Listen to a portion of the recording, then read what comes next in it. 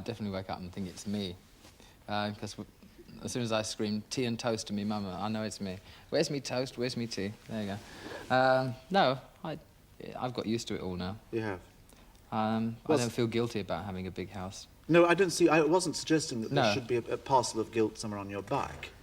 I mean, you're obviously doing it to satisfy and to suit yourself.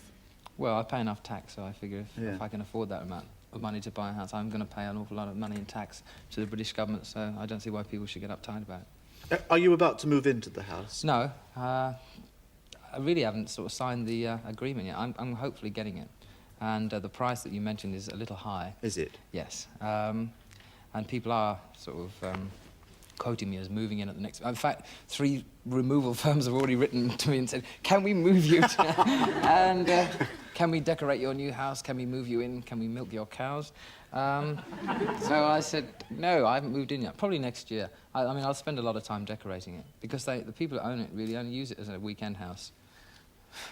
All 80 acres of it. Yeah. Is there really a herd of cows? Yes, it's a dairy farm. And do you know how to milk cows? No, it's all done automatically. You mean plug them in. you put... Yeah, it's like putting a tape recorder on. Yeah, except you can't play it back afterwards. That's it. In fact, some of the milk that's from the cows goes to the dairy that delivers my milk at the moment, so it's like... Really? Yeah. Oh, I've heard of recycling, but God in heaven, this is ridiculous. Now, look, Watford, if I may skip back a little bit, because of the enormous success you have everywhere and because of everything in your garden being beautiful and your cows giving you your own milk and all that kind of thing, do you think that you might be interested in Watford because somewhere you've got to have something that consumes you that isn't altogether a winner? I mean, you're on such a winning jag all the time, aren't you? Mm. Well, luckily at the moment I am. Who knows what it's well, going to be? the moments are long. I mean, you've sat in that chair at least twice in the last 3 years, and right. you've been on a winning jag all that time. Yes, well... I'm wondering what... Gee, Russell. No, I know what you're going to say. I get attacked by people at parties and things saying, why do you support Watford? Is it, you know, why do you support a 3rd division team when you could be watching 1st division football? The thing is, basically, I was born in Northwood, which is 3 miles from Watford. I supported them all my life.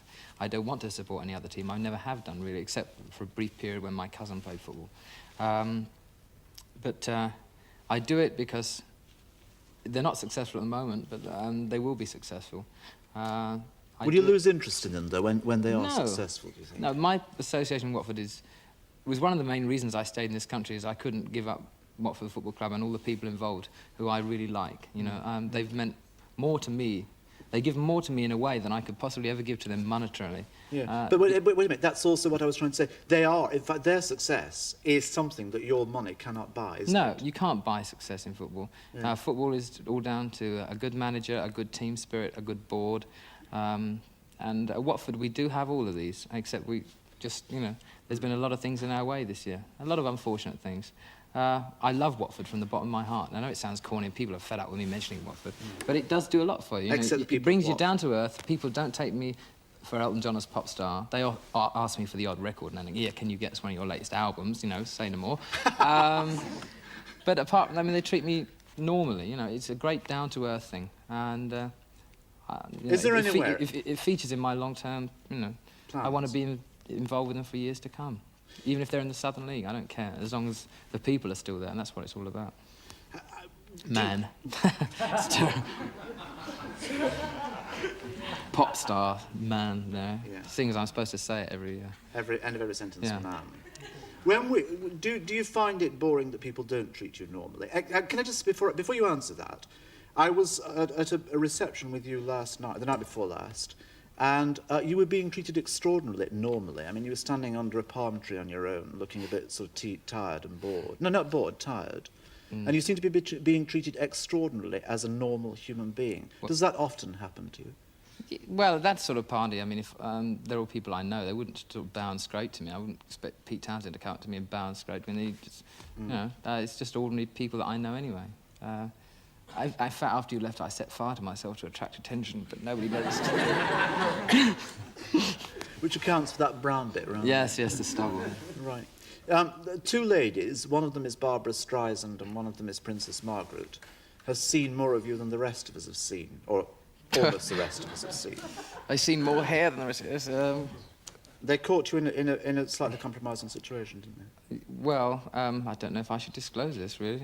They weren't together, first of all, were No, they weren't. That was separate occasions. Separate occasions. But I did appear in the underpants situation. The Cooper Y-fronts were to the fore.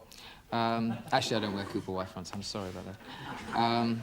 I bought some underpants in a well-known departmental store the other day, and it's surprising the amount of money one has to pay for them these days.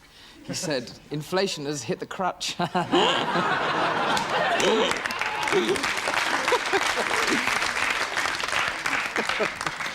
No, No, did that come off the top of your head? Have you been rehearsing? No, that came off the top of my head. And if anything else comes off the top of my head, it has to be bald.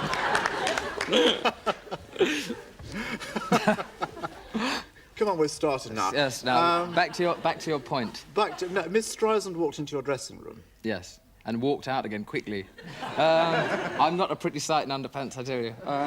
No, she sort of coiled back. Oh, my God. But Princess Margaret was very nice, very sort of, oh, I'm sorry, and walked out again.